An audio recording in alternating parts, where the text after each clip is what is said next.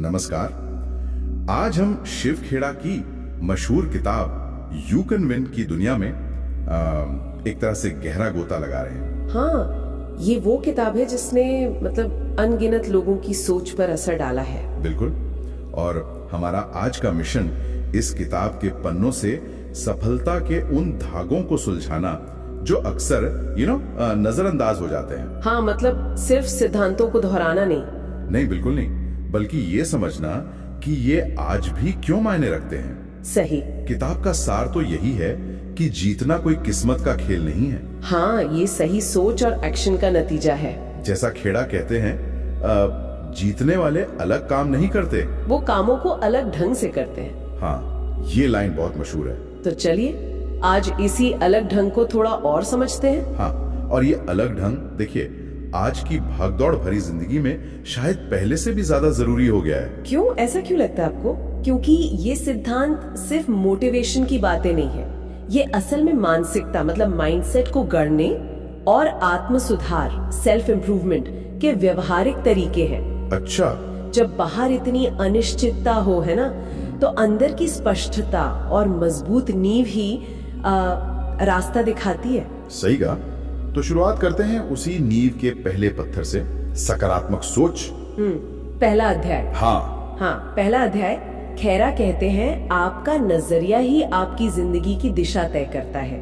ये सुनने में बड़ा आम सा लगता है ना? हाँ, लगता है, लेकिन इसका असर बहुत गहरा है। वही सोचिए, हर रोज हम अनजाने में कितनी बार मुझसे नहीं होगा या ये मुश्किल है सोचकर पीछे हट जाते हैं। बिल्कुल, किताब इसी सोच को चुनौती देती है। और एक खास बात जो मुझे इसमें लगी वो ये है कि सकारात्मक सोच का मतलब सिर्फ अच्छा सोचना नहीं है।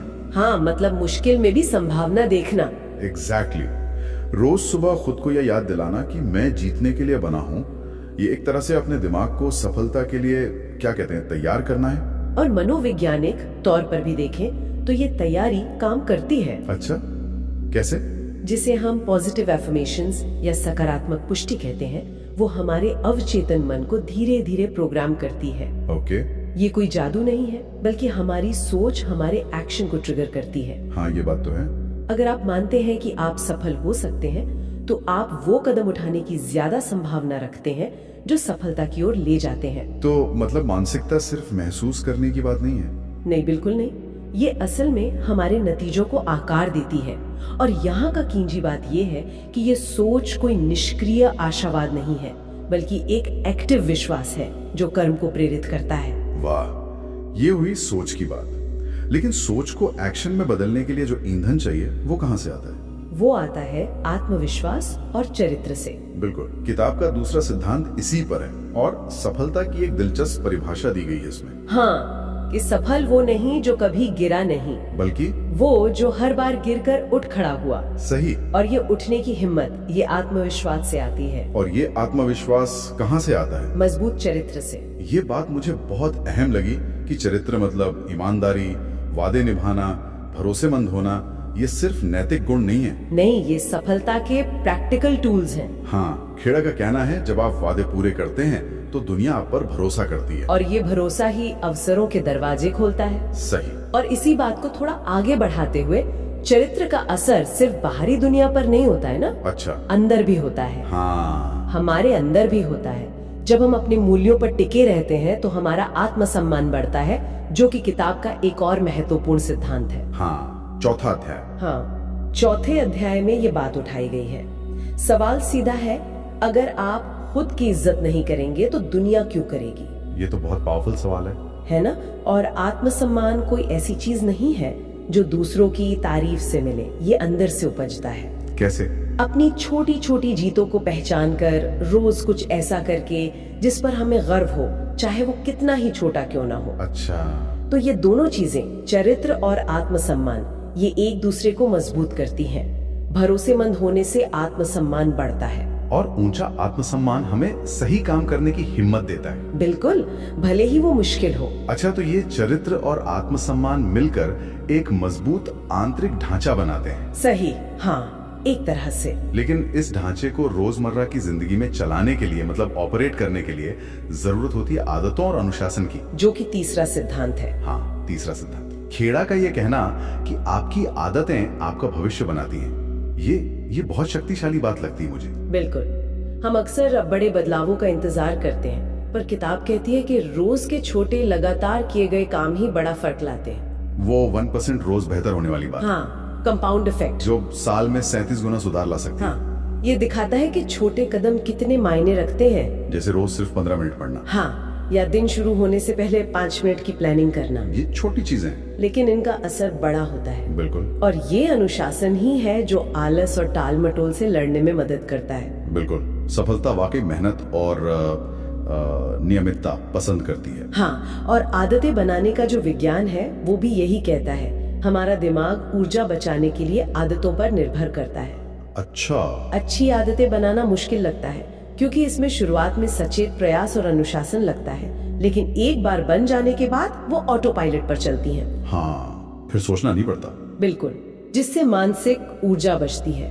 तो अनुशासन यहाँ सिर्फ सख्ती नहीं है, बल्कि अपने लक्ष्यों के प्रति प्रतिबद्धता है, कमिटमेंट। हाँ, कमिटमेंट। और खास बात यह है कि आदतें सीधे चरित्र से जुड़ती हैं। कैसे? जैसे समय पर काम पूरा करने की आदत जिम्मेदारी का चरित्र बनाती है, रोज व्यायाम की आदत आत्म अनुशासन का। सही है। तो आदतें सिर्फ काम करने का तरीका नहीं है, ये हमें वो इंसान बनाती है जो हम बनना चाहते हैं। वाह, ये कनेक्शन तो बहुत दिलचस्प है कि कैसे सोच, चरित्र, आत्मसम्मान और आदतें ये सब एक दूसरे से जुड़ी हुई हैं। हाँ, सब इंटरकनेक्टेड है। अब आते हैं 5वें सिद्धांत पर, जो थोड़ा बाहरी दुनिया से जुड़ा है, रिश्ते और संचार। हाँ, रिलेशनशिप्स एंड कम्युनिकेशन। किताब साफ कहती है कि सफलता अकेले नहीं पाई जा सकती। बिल्कुल नहीं, चाहे बिजनेस हो, परिवार हो या समाज, हमें दूसरों के साथ मिलकर काम करना होता है। और इसके लिए सबसे जरूरी स्किल क्या है? प्रभावी संचार, इफेक्टिव कम्युनिकेशन। यहाँ मुझे एक बात बहुत अच्छी लगी कि संचार का मतलब सिर्फ बोलना नहीं है, बल्कि ज्यादा सुनना है। हाँ, पहले सुनो फिर बोलो। बिल्कुल। दूसरों की भावनाओं का सम्मान करना, मुस्कुराकर बात करना, ये छोटी चीजें रिश्तों में बड़ा फर्क लाती हैं और सहयोग का माहौल बनाती हैं। और ये पारस्परिक कौशल मतलब इंटरपर्सनल स्किल्स आज के कनेक्टेड वर्ल्ड में तो और भी ज्यादा जरूरी हो गए। सही बात है। सहानुभूति मतलब एम्पैथी, खुद को दूसरों की जगह रखकर उनकी भावनाओं और नजरिए को समझना, ये प्रभावी संचार की कुंजी है। जब आप दूसरों को समझते हैं तभी आप उन्हें प्रभावित कर सकते हैं या उनके साथ मिलकर बेहतर काम कर सकते हैं। ये सिर्फ काम की जगह पर ही नहीं, निजी रिश्तों में भी जरूरी है। हाँ बिल्कुल, गहरे और मजबूत रिश्ते बनाने के लिए ये आवश्यक है। सोचिए, सबसे सफल लीडर्स ये टीमें वही होती हैं जहां आपसी समझ और सम्मान होता है। लीडरशिप की बात आई तो ये हमें अगले यानी छठे सिद्धांत पर ले जाती है, लक्ष्य निर्धारण, गोल सेटिंग। हाँ, खेड़ा का वो कथन, अगर आपके अपने लक्ष्य नहीं है तो आप दूसरों के लक्ष्य पूरे कर रहे होंगे, ये सोचने पर मजबूर करता है। बिल्कुल, बिना लक्ष्य के जीवन एक तरह से दिशाहीन हो सकता है। सही। किताब स्मार्ट लक्ष्यों की बात करती है। ये एक्रोनिम काफी मशहूर है। हाँ। और इसे सरल हिंदी में समझे तो एस मतलब स्पेसिफिक, यानी स्पष्ट, बिल्कुल साफ हो, गोलमोल नहीं। वजन कम करना है की जगह अगले 3 महीने में 5 किलो कम करना है। हाँ, एम मतलब मेजरेबल, मापने योग्य, प्रगति को नापा जा सके। कितने किलो, कितने चैप्टर, कितनी सेल्स। हाँ, ये मतलब अचीवेबल, प्राप्त करने योग्य। लक्ष्य यथार्थवादी हो, हवा हवाई नहीं। हाँ, ऐसा ना हो कि पहले दिन ही हिम्मत हार जाए। फिर आर मतलब रेलेवेंट, प्रासंगिक। लक्ष्य आपकी बड़ी जिंदगी के विजन से जुड़ा हो। हाँ, जो आपके लिए मायने रखता हो। और टी मतलब टाइम बाउंड, समयबद्ध। लक्ष्य पूरा करने की एक समय सीमा तय हो, डेडलाइन। हाँ, ये फ्रेमवर्क लक्ष्यों को सिर्फ सोचने से निकालकर हकीकत में बदलने का रास्ता दिखाता है ना? बिल्कुल। स्पष्ट लक्ष्य वाकई एक कंपास की तरह काम करते हैं। वो हमें दिशा दिखाते हैं और मुश्किल समय में भी प्रेरित रखते हैं। और स्मार्ट ढांचा क्यों प्रभावी है? क्योंकि ये लक्ष्य को ठोस और एक्शन लेने योग्य बनाता है। ये हमें एक योजना बनाने पे मजबूर करता है। अच्छा। और यहाँ एक गहरा कनेक्शन है लक्ष्य निर्धारण और आत्मानुशासन के बीच, जिसकी बात हमने पहले की थी। हाँ, आदतों वाले सेक्शन में। हाँ, लक्ष्य तय करना पहला कदम है, लेकिन रोज उन पर काम करना, खासकर तब जब मन ना हो, यही अनुशासन की परीक्षा होती है। सही। लक्ष्य हमें बताते हैं क्या करना है और अनुशासन ये सुनिश्चित करता है कि कैसे करना है। बिल्कुल। लेकिन लक्ष्य की तरफ बढ़ते हुए रास्ते में रुकावटें तो आएंगी ही। हाँ जरूर। असफलताएं भी मिलेंगी। हाँ जरूर। यही आता है 7वां सिद्धांत, असफलता से सीखना। Learning from failure. किताब का नजरिया इस पर मतलब काफी क्रांतिकारी है। असफलता अंत नहीं है, बल्कि सीखने का एक मौका है। हाँ, हार तब तक हार नहीं जब तक आप सीखना बंद ना कर दें। वाह, सफल लोग असफलताओं से डरते नहीं हैं। नहीं, वो उन्हें विश्लेषण करते हैं, सबक सीखते हैं और 2 गुनी मजबूती से वापसी करते हैं। ये मानसिकता की हार को सबक बनाओ बहाना नहीं, ये गिरने के बाद उठने की ताकत देती है। और ये सीधे तौर पर 2 महत्वपूर्ण मनोवैज्ञानिक अवधारणाओं से जुड़ा है। एक तो लचीलापन, जिसे रेजिलियंस कहते हैं। हाँ। और दूसरा विकास मानसिकता यानी ग्रोथ माइंडसेट। ये क्या है, थोड़ा बताइए इनके बारे में। लचीलापन मतलब मुश्किलों से उभरने और हालात के हिसाब से ढलने की क्षमता। और विकास मानसिकता का अर्थ है ये मानना कि हमारी योग्यताएं पत्थर की लकीर नहीं है, अच्छा, बल्कि मेहनत और सीखने से विकसित हो सकती हैं। जिन लोगों में ये मानसिकता होती है वो असफलता को अपनी पहचान पर धब्बा नहीं मानते। तो फिर क्या मानते हैं? इसे जानकारी का स्रोत समझते हैं। अच्छा, ये तरीका काम नहीं किया, अब दूसरा तरीका आजमाते हैं। सही है। असल में असफलता का डर ही अक्सर हमें बड़े कदम उठाने से रोकता है। हाँ, ये बात तो है। इस डर को हटाकर प्रयोग करने की हिम्मत जुटाना ही प्रगति की कुंजी है। और जब हम असफलताओं से सीखते हुए आगे बढ़ते हैं और दूसरों को भी साथ लेकर चलते हैं, तो हम नेतृत्व की भूमिका में आ जाते हैं। हाँ, जो कि 8वां सिद्धांत है, नेतृत्व और प्रेरणा, लीडरशिप एंड मोटिवेशन। किताब कहती है सच्चा लीडर वो नहीं जो हुक्म चलाता है, बल्कि वो जो प्रेरित करता है, इंस्पायर करता है। और प्रेरणा कैसे आती है? ईमानदारी से, खुद उदाहरण बनकर और अपनी ऊर्जा और उत्साह से। हाँ, ये बात खास है कि लीडरशिप सिर्फ टॉप पोजीशन पे बैठे लोगों के लिए नहीं है। नहीं, बिल्कुल नहीं। हम सब अपनी जिंदगी के किसी न किसी क्षेत्र में लीडर बन सकते हैं। परिवार में, दोस्तों के बीच, अपने काम में। तो मुख्य बात क्या है? मुख्य बात है जिम्मेदारी लेना और दूसरों को बेहतर करने के लिए प्रोत्साहित करना। सही। इससे आजकल प्रामाणिक नेतृत्व या ऑथेंटिक लीडरशिप कहा जाता है। ये क्या होता है? मतलब ऐसा नेतृत्व जो आपके असली मूल्यों और व्यक्तित्व पर आधारित हो। जब लीडर ईमानदार होता है, पारदर्शी होता है, अपने उसूलों पर चलता है, तो टीम का भरोसा और मनोबल बढ़ता है। ये दिखाता है कि व्यक्तिगत प्रेरणा मतलब आपके अंदर की आग जब सही तरीके से साझा की जाती है तो वो दूसरों में भी चिंगारी जला सकती है। अच्छा। नेतृत्व असल में प्रभाव डालने की कला है, ये पद की मोहताज नहीं है। वाह। अब इन सब सिद्धांतों को समझने के बाद सवाल उठता है कि आखिर सफलता है क्या? हाँ, ये बड़ा सवाल है। क्या ये सिर्फ पैसा है, पद है या शोहरत है? 9वां सिद्धांत इसी पर है, सफलता को सही मायने में परिभाषित करना। Defining success.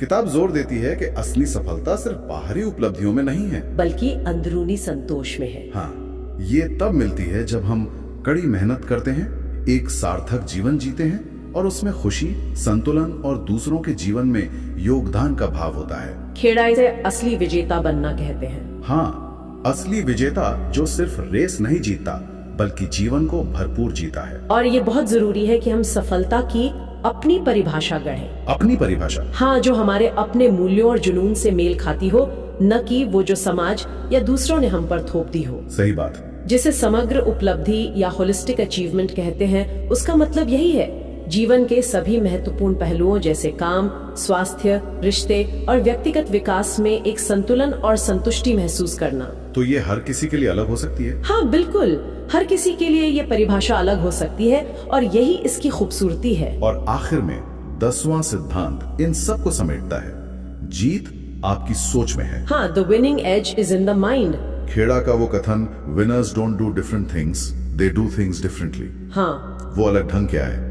वो है सकारात्मक नजरिया, मजबूत चरित्र, अच्छी आदतें, ऊंचा आत्मसम्मान, बेहतर रिश्ते, स्पष्ट लक्ष्य, असफलताओं से सीखने की क्षमता और दूसरों को प्रेरित करने का जज्बा। ये सब मिलकर उस मानसिकता का निर्माण करते हैं जो जीत की नींव रखती है। बिल्कुल। तो अंतिम संदेश यही है, खुद पर अटूट विश्वास रखो, सीखने का दरवाजा हमेशा खुला रखो और कोशिश करना कभी मत छोड़ो। हाँ, देखिए, ये सभी सिद्धांत एक जटिल लेकिन सुंदर ताने बाने की तरह है, सब आपस में जुड़े हुए हैं। कैसे? सोच एक्शन को जन्म देती है, एक्शन आदतें बनाता है, आदतें चरित्र गढ़ती हैं, चरित्र विश्वास पैदा करता है, विश्वास रिश्तों को मजबूत करता है और लक्ष्य इन सब को दिशा देते हैं। और लचीलापन? लचीलापन हमें गिरने पर उठाता है और नेतृत्व हमें दूसरों को साथ लेकर आगे बढ़ने में मदद करता है। ये कोई सीधी रेखा नहीं है, ये सब एक दूसरे को लगातार प्रभावित करते हैं और मिलकर एक सफल और अर्थपूर्ण जीवन का खाका तैयार करते हैं। तो शिव खेड़ा की यू कैन विन का ये विश्लेषण हमें याद दिलाता है कि सफलता की चाबियां हमारे अंदर ही हैं। हाँ, जरूरत है तो बस उन सिद्धांतों को समझने और अमल में लाने की। किताब का सबसे शक्तिशाली संदेश शायद यही है, आपका भविष्य आपके आज के फैसलों और कर्मों से बनता है। बिल्कुल। उम्मीद है इस चर्चा से मिली जानकारी श्रोताओं को अपने रास्ते पर आगे बढ़ने के लिए कुछ नए विचार देगी। और जाते जाते एक सवाल श्रोताओं के लिए छोड़ते हैं जो इस चर्चा को और आगे ले जाए। आज हमने जिन कई सिद्धांतों पर बात की, उनमें से कौन सा एक सिद्धांत आपको ऐसा लगता है जिसे अगर आप आज से ही अपने जीवन में लागू करना शुरू करें तो वो आपके लिए सबसे बड़ा सकारात्मक बदलाव ला सकता है? सोचने वाला सवाल है। हाँ, और क्यों, इस पर जरूर मनन कीजिएगा।